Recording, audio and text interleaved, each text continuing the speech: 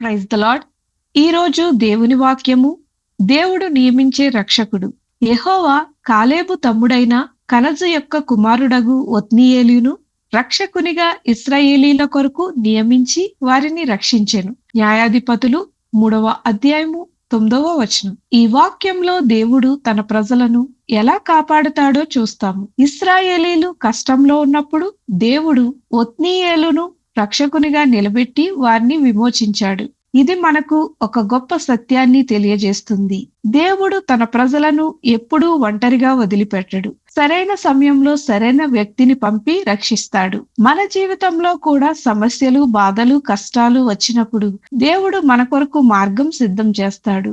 మనకు ఆయన సహాయం చేయడానికి తన మార్గంలో పనిచేస్తాడు. కొన్నిసార్లు మనుషుల ద్వారా, కొన్నిసార్లు పరిస్థితుల ద్వారా, కానీ ఎల్లప్పుడూ తన కృపతో మనలను రక్షిస్తాడు. దేవుడు తన ప్రజల కొరకు రక్షకులను నియమిస్తాడు. కష్టకాలంలో దేవుడు మనలను విడిచిపెట్టడు. దేవుని సహాయం సరైన సమయంలో వస్తుంది. ప్రార్థన. ప్రభువైన యేసు, ప్రతి సమస్యలో నీ రక్షణను అనుభవించినట్లు మమ్ములను నడిపించుమని యేసు నామంలో ప్రార్థించుచున్నాము. ఆమేన్.